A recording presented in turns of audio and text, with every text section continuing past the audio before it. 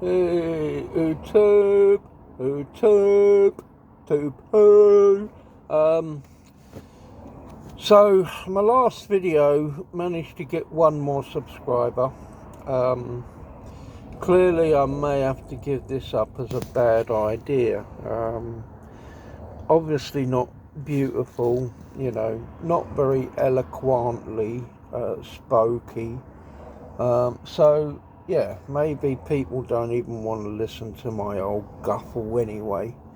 But yeah, we'll give it another go anyway and see what occurs.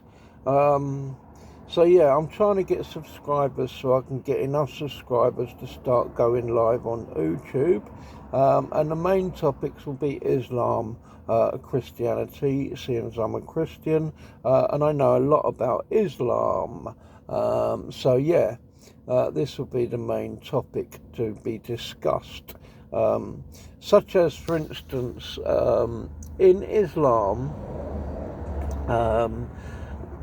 there are three ayahs that I can pick out where virtually, more people have been unalived from just these three ayahs than all the world wars put together. So we begin with Surah 49, Ayah 9. Now this is the Surah and Ayah which allows Shia and Sunni to unalive each other, Salafi to get involved unaliving each other's, Mafaki, Maliki, Hanafi, all the different sects basically to unalive each other. And so over the years, has basically resulted in millions upon zillions of deaths, Muslim upon Muslim, basically. The Battle of the Camel, where over 20,000 died, is just one instance.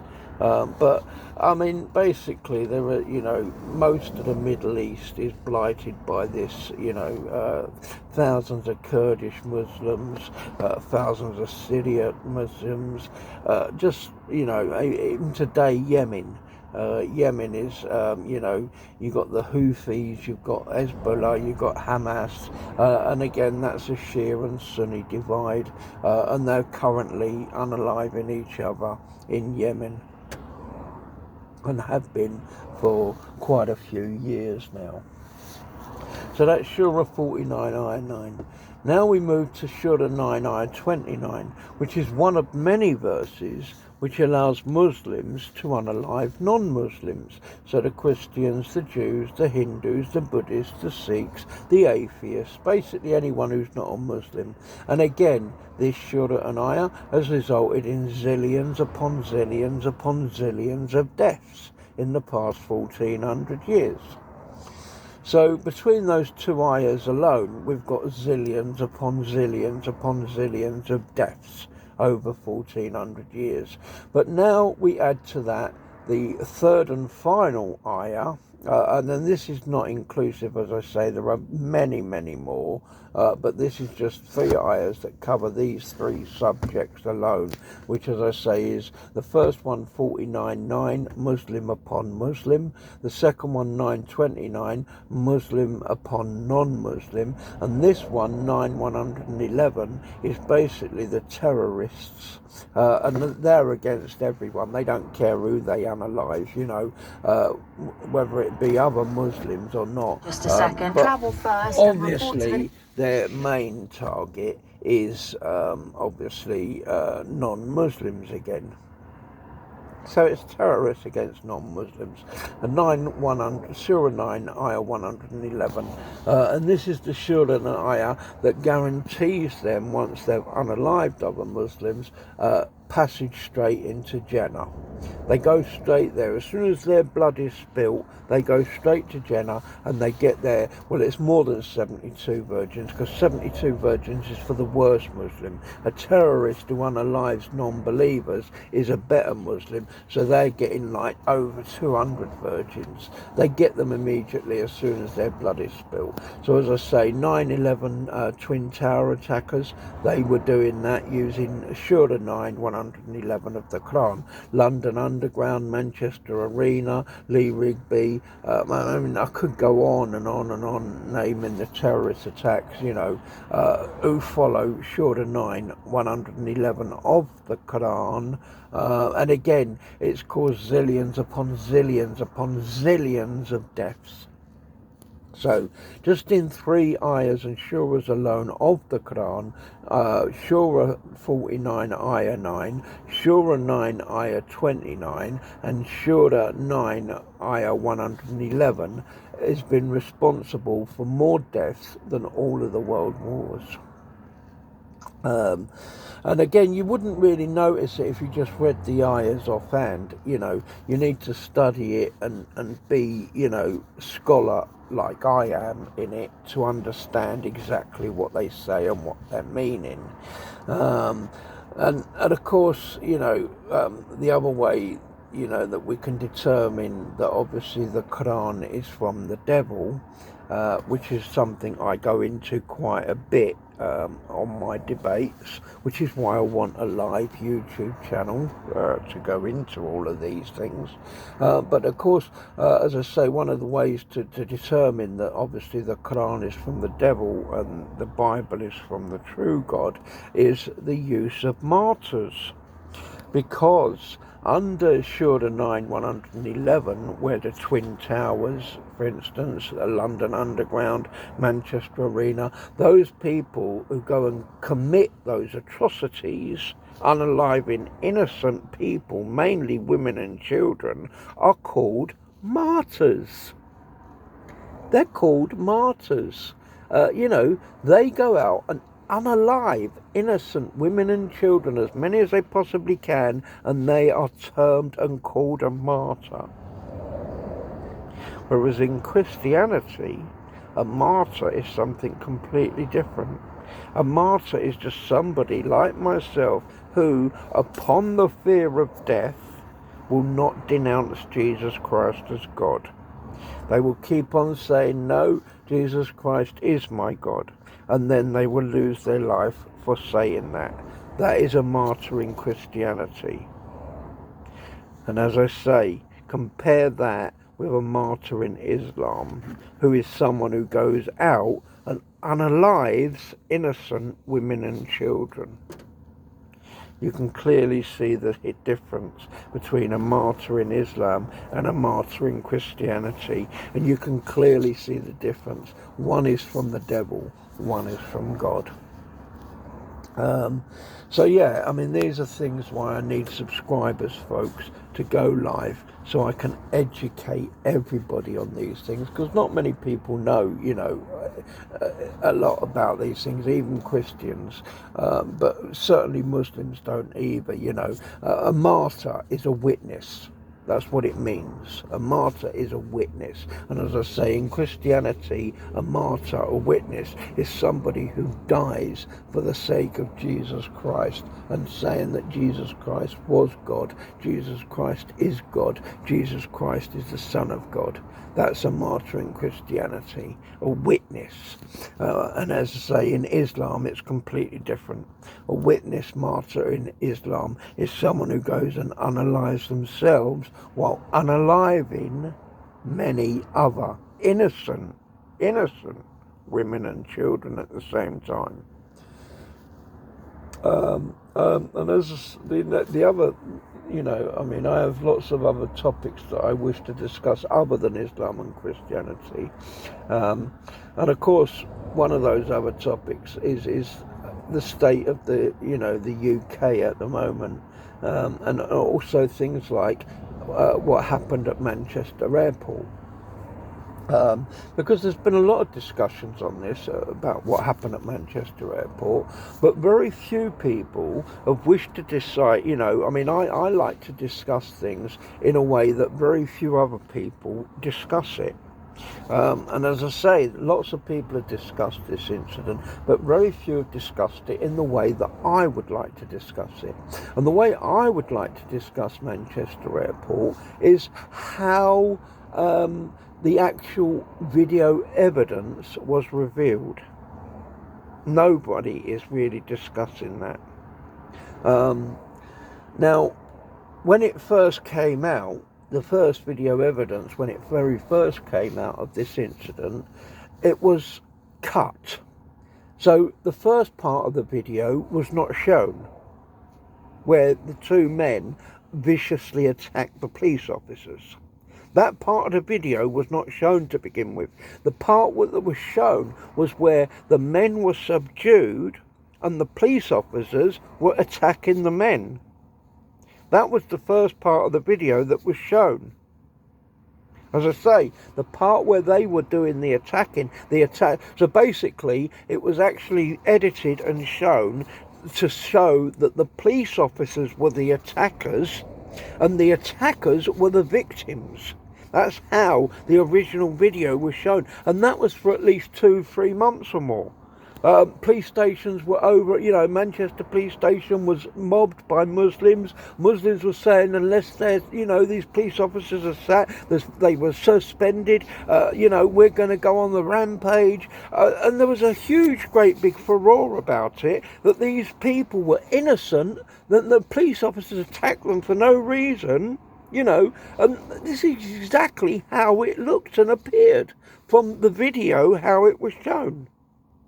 Now, my point with it all is someone is responsible for the way that video was leaked. And this is not the first time this has happened.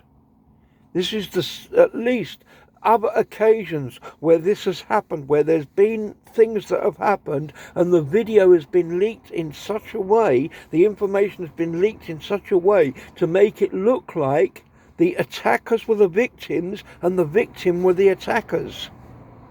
And each time it's been Muslims who were the attackers, non-Muslims who were the victims, and as I say, each time it's been twisted to make it look the other way round. So it looks like the Muslims are the victims and the non-Muslims are the attackers. Tommy Robinson at the moment is going, through a huge dilemma at the moment, probably going to end up in prison for exposing the exact same thing of something that happened at a school. Exactly the same sort of scenario though. So now let's go back to this one at Manchester Airport, because as I say, what happened is the police, who were the victims, as we all now know, and the original attackers, who were Pakistani Muslims, and it was made to appear as though the police were the attackers and the Pakistani Muslims were the victims. Now, in order for this to have happened, it has needed someone, and not just one person either. One person could not do this on their own. And it's been more than one person, very high up, to have done this. Extremely high up to have done this, to make the police look like they were the victims.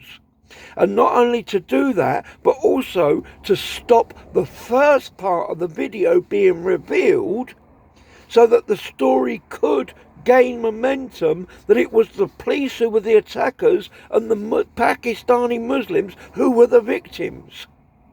So we've needed people very high up in the police force to be complicit in this, and people very high up in the government and the judiciary to also be complicit in this, to reveal that video in the way that it was revealed, and to hide and keep the first part of the video from coming out. Extremely high up people are involved in this miscarriage of justice and perverting the course of justice. Because that's what they did. By doing that with that video, that's exactly what they did. Because the two attackers are still not being charged. And that's because of the way that the video was leaked. No other reason. And it's been high up people who have done this. Extremely high up. Now, I expect that if this gets out, I won't be around very much longer.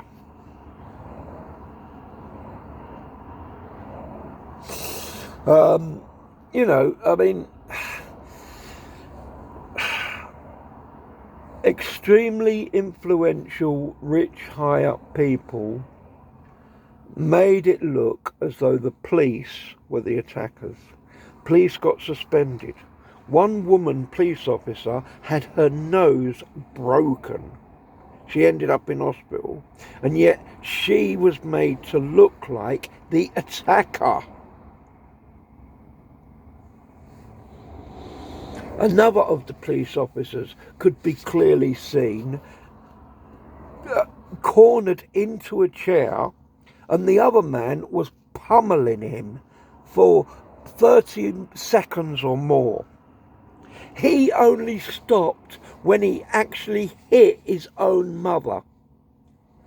Well, this was two brothers apparently that was involved in it. One of the brothers, the taller, skinny one, was the one who broke the police officer's nose, and he was assaulting her and two other officers, while his brother had the other officer in the chair and he was standing over him, pummeling him for 30 or 40 seconds or more. His mother was trying to stop him. It's at that point that he hit his own mother, and it's at that point, when he hit his own mother and knocked his mum flying, that he stopped pummeling the police officer in the chair, allowing the police officer to get up and draw his taser.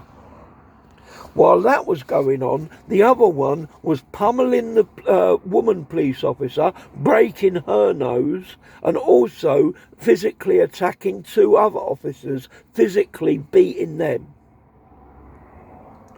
It was at the point that he then saw his brother, who had stopped and sit down, and the officer pulled his taser on him, that he went over and started attacking that officer from the rear, pummeling him again. The same one who had already been pummeled by his brother sitting in the chair.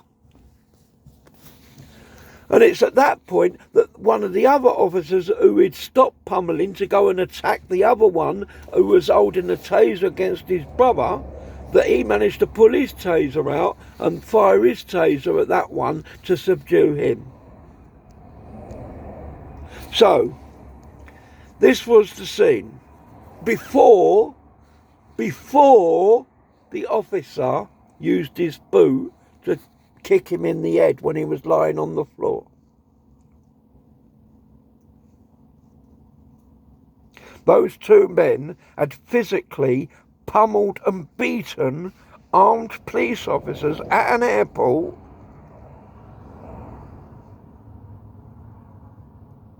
with no justification whatsoever. So the police officers were just defending themselves. That's all. They were just defending themselves. And quite rightly, when they had defended themselves and subdued him, yes, he shouldn't have done what he did. But in the heat of the moment, after he'd been pummeled senseless and he'd seen his woman officer still lying on the floor with blood pouring from her nose. So, the point with it is obviously the two Pakistani Muslims should now be in prison. They're not. And they're not because of the way the video was leaked. And as I've said already previously, that video was leaked in that way by high influential people in very high up positions: government, lords, judiciary and police. And I think that everybody should now be concentrating on who exactly was the ones who perpetrated this cover-up. Who is the one who tried to blame the police for something they didn't do, tried to blame the police and put them as the culprits and put them as the attackers, when quite clearly they were the victims and the attackers were the ones who were still walking free, not imprisoned, not charged with anything, because of whoever leaked the video in the way that they leaked it. And not only leaked it in the way that they leaked it, but also made sure that no one put out the beginning of the video.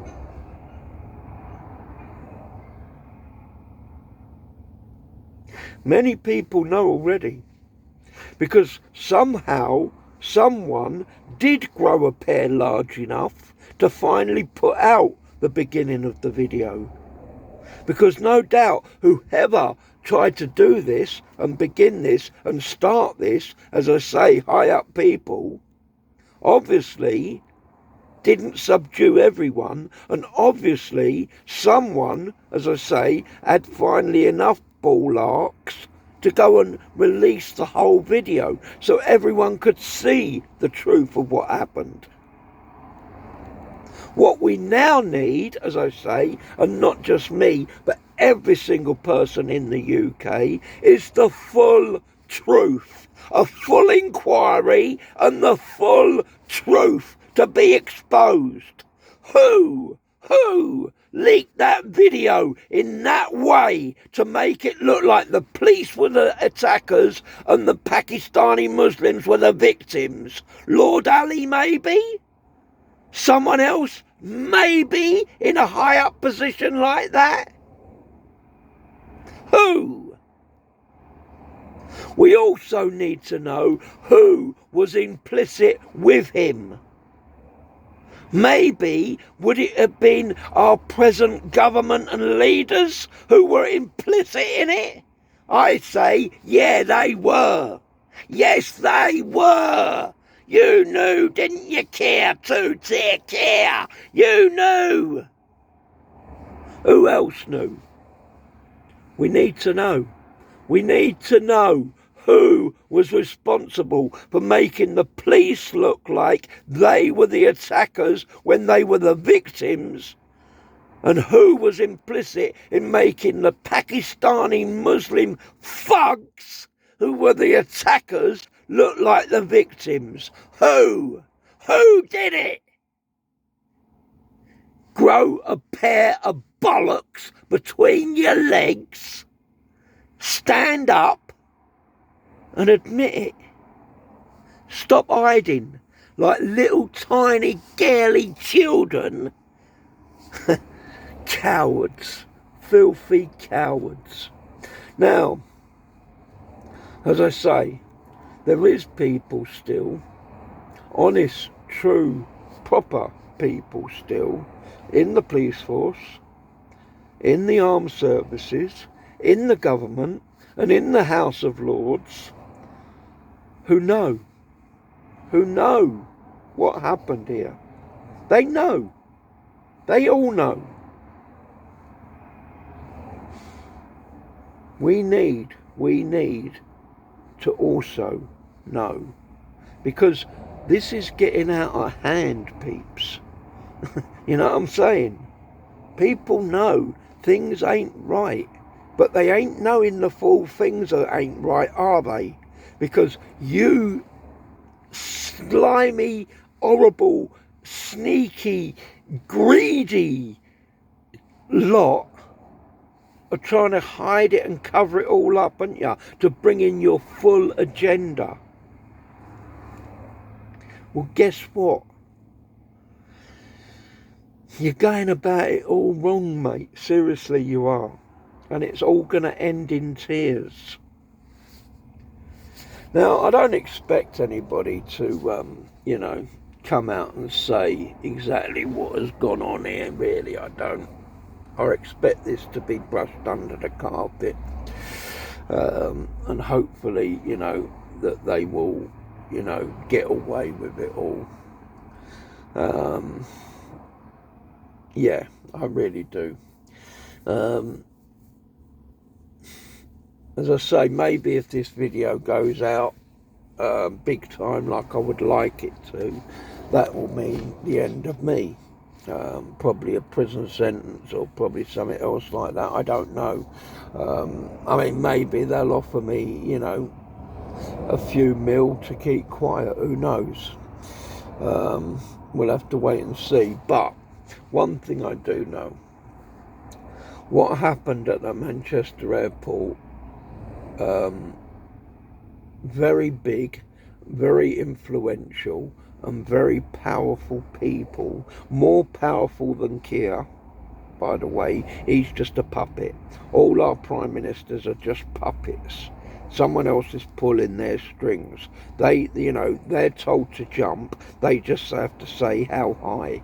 And the people who pull Keir's strings are the people who are involved in this cover-up at Manchester Airport.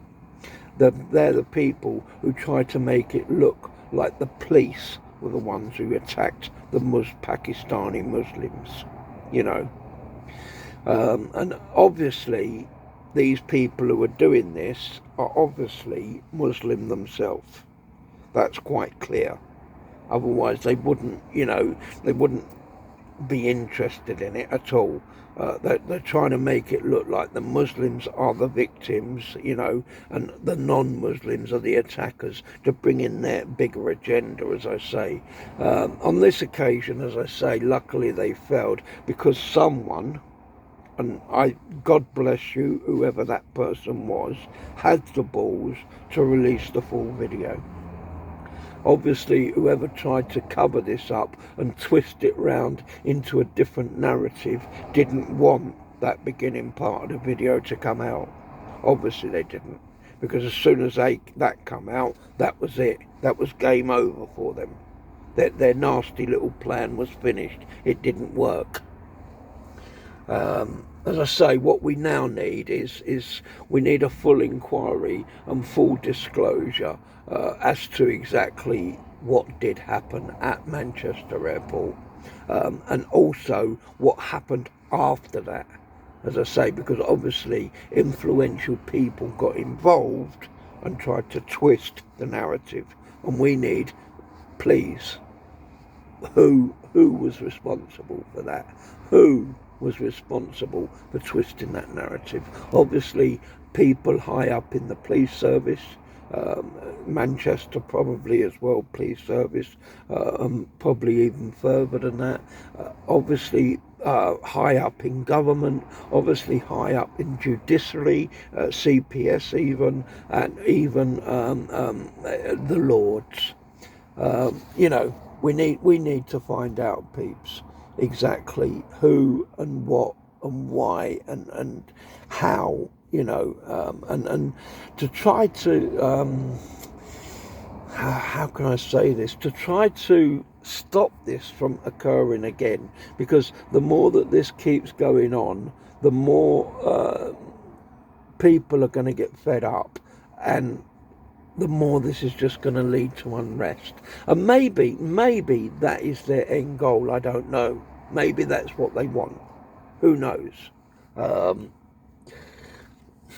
I still feel that, you know, it's something that definitely we need people to step up to the plate, grow a pair, and start discussing these things that are happening in the UK. Not just once now, as I say, but over and over and over again, constantly this is happening, and it's going to continue, obviously, because these people have an agenda. We need to expose it, we need to find out what it is, and so then we can deal with it. God bless you. Peace of Christ to you all. Please subscribe. Please get me live on YouTube so I can, bring these discussions out and get people on who I can discuss with. Hopefully, I can get people who can come forward and shed more light on these matters. But anyway, if not, let me know what you think. I'll switch the comments on if I can manage to do it, because I'm a bit of a thicko dumbo with these computery things, but I'll try and stick the comments on so you can leave your comment, let me know what you think, and yeah, God bless, peace of Christ to you all. Have a nice weekendy.